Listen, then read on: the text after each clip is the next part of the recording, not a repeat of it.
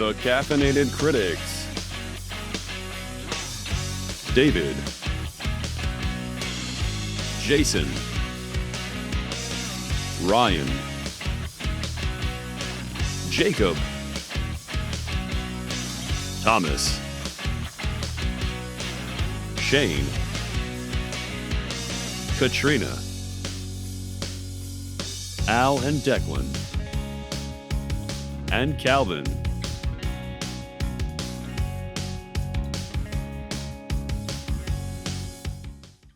Hi everybody, welcome to a brand new episode of The Caffeinated Critics. I'm David. And I'm Justin. And today, we're going to be seeing some awesome movie reviews from all of our awesome critics. Are you excited for the show, Justin? I sure am. Let's get to it. And now I can assure you who's up first. It is Jason Auden with his movie review on How to Eat Fried Worms. Greetings, this is Jason Auden of the Caffeinated Critics here to continue my summer movie review madness 2.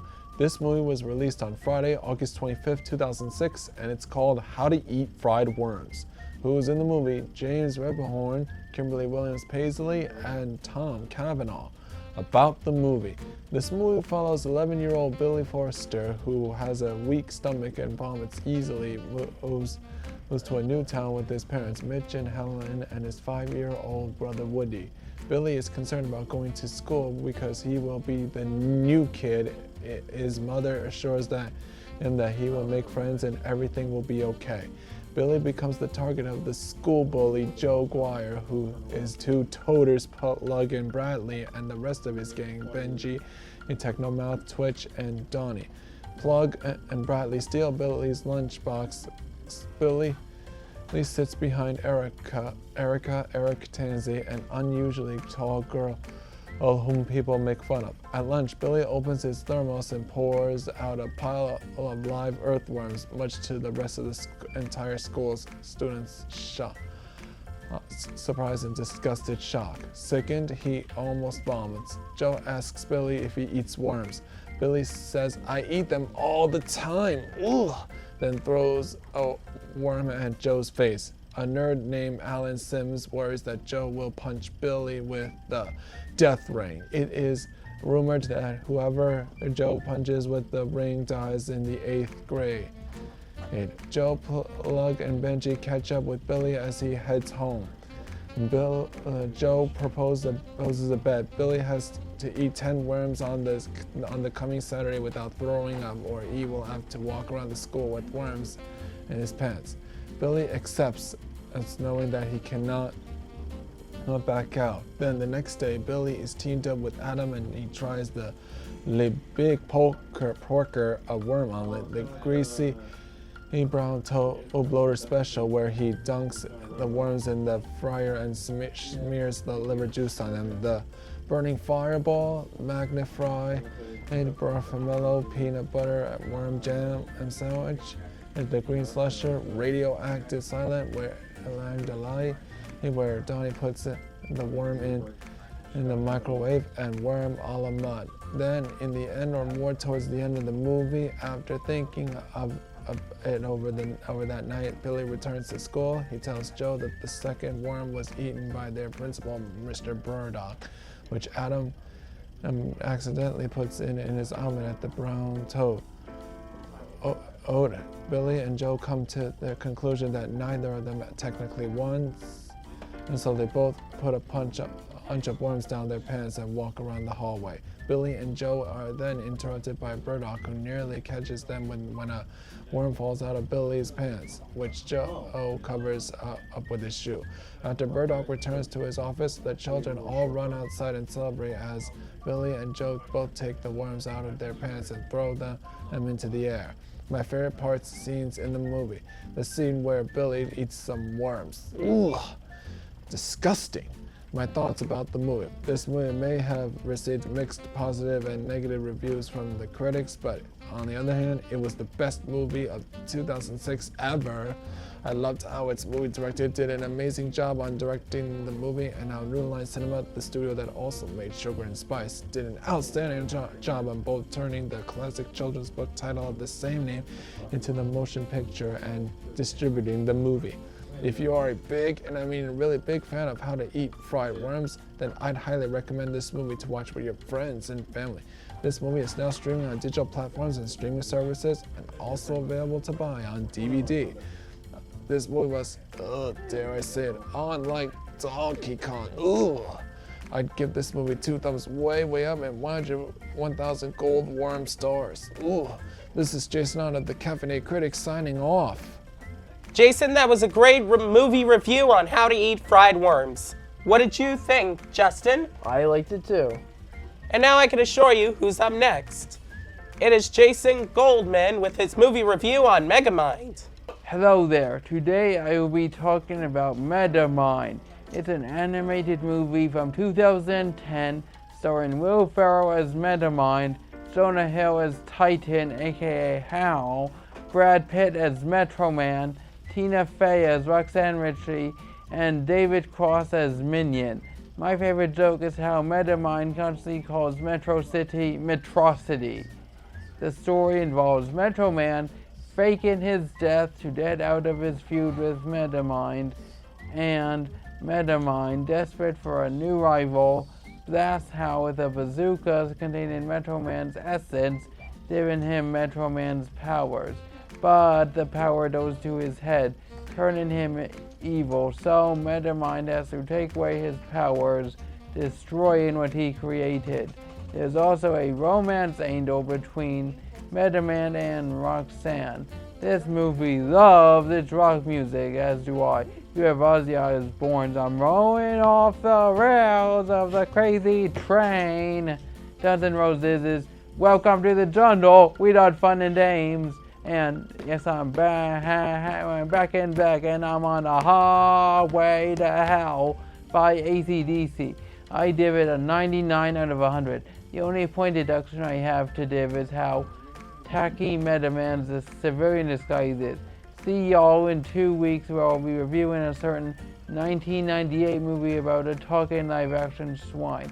By the way, did you know that originally Megamind was going to be Ben Stiller? Anyway, this is Jason G signing off. Wow, Jason Goldman, that was a great movie review on Megamind. Don't you agree, Justin? I do.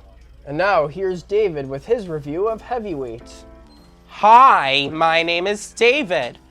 Today I will be reviewing Heavyweights, released on February 17th, 1995, about the movie. Jerry is not looking forward to his summer vacation, since he'll be spending it at a camp for boys in order to get in shape. Fortunately, a kindly couple, the Bushkins, run the camp and make the process fun and relaxed. However, they are soon forced to declare bankruptcy and sell the camp to Tony Perkis, a fitness fanatic who turns the camp into a living nightmare of over-the-top training. But the kids plan to fight back. Who's in the movie? Tom McGrawan, Aaron Schwartz, Sean Wise, Tom Hodges, Leah Lale, Paul Feig, Kenan Thompson, David Bowe, Max Goldblatt, Jeffrey Tambor, Jerry Stiller, Ann Mira, and Ben Stiller. My thoughts on the movie. Loved it. Amazing movie director Stephen Brill did a great job directing this amazing motion picture blockbuster Disney movie, and how Disney did a great job distributing the movie. Even though this was a great movie and it is a perfect movie for the summer, and even though this was a box office bomb, it was a great film by Walt Disney Pictures to get everyone for some fun this summer. My favorite scene in the movie is when Tony replaces the camp's beloved activities, including go-karts and the blob, with a punishing exercise regimen. Pat is replaced by the strict new counselor Lars, and the campers adore a painful softball game against their more athletic, over-competitive rivals, Camp MVP. When Tony purges the cabin's hidden food caches, camper Josh stands up for Jerry by taunting Tony and is sent home without a refund. I also like the scene where Jerry and his friends sneak into Tony's office in search of their confiscated snacks and learn that Tony has intercepted all the campers' letters to their families, including a letter that Jerry wrote to his grandmother. They discover a secret food stash used by most of the camp, and Tony forces the boys on a 20-mile hike, preparing to endanger their lives for the sake of fitness. Later on in the movie, the campers take back control of Camp Hope, tying up Lars in the woods with Tony's other counselors and celebrating with a bonfire party! Woohoo! In the end, Jerry wins the competition for Camp Hope, demonstrating that having fun is more important than winning. Pat throws the trophy in the lake and seals his romance with Julie with a kiss. As Camp Hope celebrates their victory, Jerry thanks Pat for the best summer of his life. During the credits, Pat and the campers and Lars sing the Camp Hope song. If you are a really big fan of Heavyweights, I highly recommend this movie to watch with your friends and family to enjoy this summer. Heavyweights is now streaming on Disney Plus and now available to buy on DVD and Blu-ray. I give this movie 2 thumbs up and 100 gold stars. This is David from the Caffeinated Critic signing off! Wow, David, that was a great review of Heavyweights. Why, thank you, Justin. And now I can assure you who's up next. It's Ryan with his movie review on Monsters vs. Aliens. Hey guys, Ryan Hessler here, and I'm here to review DreamWorks' Monsters vs. Aliens. The movie is about the girl named Ginormica. She gets these powers when the mysterious gunk from the meteor just transforms into a gigantic woman. And wouldn't you know it, she gets taken in and recruited by this government agency established to take on aliens. And you know, it's like a superhero story with the Ginormica and the Blob, the Lizard Man, the Goon Monster, the big hamster thing, or I don't know. I just love this. It's got Rainn Wilson and Reese Witherspoon and Kiefer Sutherland, and you know it's got Will Forte, and you know it's got Seth Rogen too. And it's got Rainn Wilson. Rainn Wilson as an alien. Can you imagine? And Rainn Wilson is the guy who voiced Lex Luthor in the DC animated movie universe. Who knew? I mean, I just love the president, the way he almost pressed a button for the nuclear missiles, and at the end of the movie, he pressed the button to launch nukes anyway. and it was so funny. I just love them. And I love the general. The way he just says, "We need raw power. We need monsters." Yeah, I mean, it was so funny. And it was so funny. Anyway, I just love this movie. It's got action, it's got heart, it's got comedy, it's got everything you need in this DreamWorks animated movie. I mean, you know DreamWorks, they did such a great job with making such good movies. It's already on streaming service, and it's already on Blu-ray and DVD, so I hope you watch this and get this. It's a really good movie. I give this movie 10 out of 10 stars. This Ryan of the Academy goes, Ginormica, hey, what are you? Ah! Wow, Ryan. Amazing review on Monsters vs. Aliens. Don't you agree, Justin? I sure do. And now I can assure you who's up next. It is Jacob with his movie review on Spider-Man 2002. Hi, my name is Jacob, and today I'll be reviewing Spider-Man. About the movie, a nerdy teenager, Peter Parker, gets superpowers and uses them to fight crime, learning the lesson. With great power comes great responsibility. After his uncle's death, he faces off against the Green Goblin, a villain who is also the father of his best friend. The stars who are in the movie are Tobey Maguire, William Dafoe, Kristen Dunst, James Franco, Cliff Robertson. I'm going to rate this movie 5 stars. This is Jacob from the Caffeinated Critic signing off. Jacob, amazing review on Spider-Man 2002. Don't you agree, Justin? I do. And now I can assure you who's up next. it is Thomas with his movie review on Lost World Jurassic Park. Hi, my name is Thomas, and today I am reviewing The Lost World Jurassic Park. This movie came out in 1997. This movie was directed by Steven Spielberg and is the second Jurassic Park movie. The cast of this movie is Jeff Goldblum, Julianne Moore, Pete Postlethwaite, Vincent Lee Chester, Alan Horn, Richard Amenholm, Vincent Villain.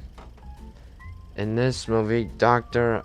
Ian McCullen is rejected by a John Hammond to travel to Isla Sorna, the secret island where dinosaurs remain free to documenting them before Hammond's corrupted co-parenting Naples can capture and move them to the new park in San Diego. I give this movie 200 stars.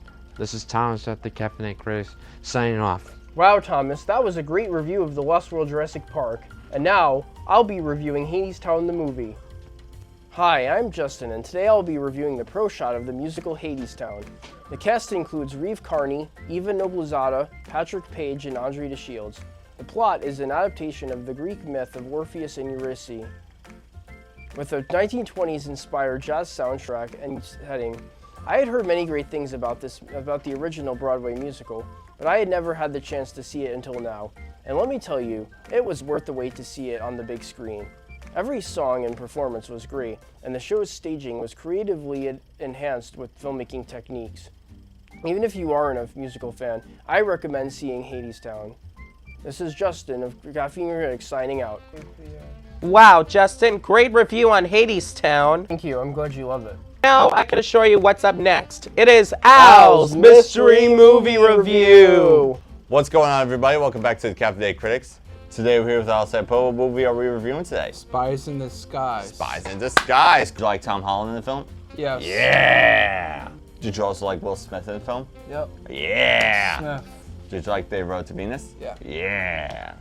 If you give this movie a rating, what would you give it? 10 stars. 10 stars. You're here first. This has been Al's movie review. This has been Al's movie review on Spies in Disguise. Spies in Disguise. All right, let's sign him off. This is Alex at Caffeinated Critics signing Nice. off. Good job. Al, great mystery movie review. Don't you agree, Justin? I do. Last but not least, it's Calvin reviewing Baby Geniuses. What's up, everybody? My name is Calvin, and I'm going to be reviewing the movie Baby Geniuses. It's all about these babies in this warehouse that talks and plays in a daycare. And what I like about the movie is when a baby tries to escape from a building while he's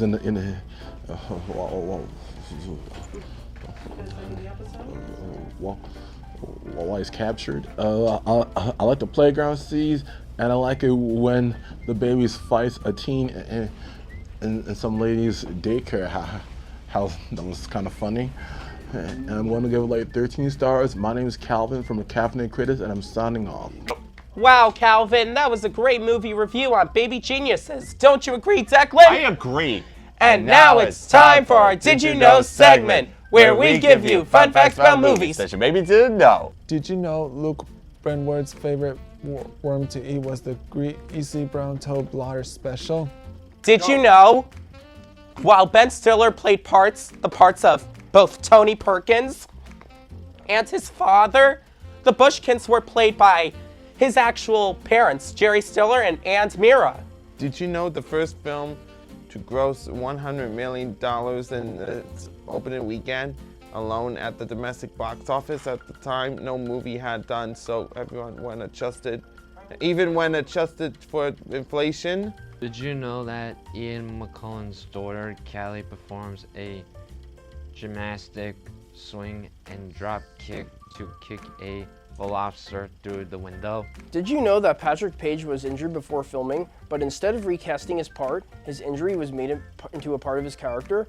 Wearing a medical boot and cane only makes his portrayal of Hades feel more threatening. Well, that wraps up our Teacher Joe segments. Before we wrap things up, though, we need to answer the question, Are movies still awesome? Here is Bobby to answer the question. So, Bobby, are movies still awesome?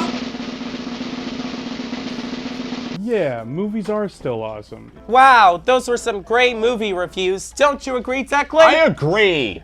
Well, that's our show. We'll see you next time on the Caffeinated Caffeinated Critics. Nice. Now we can cut.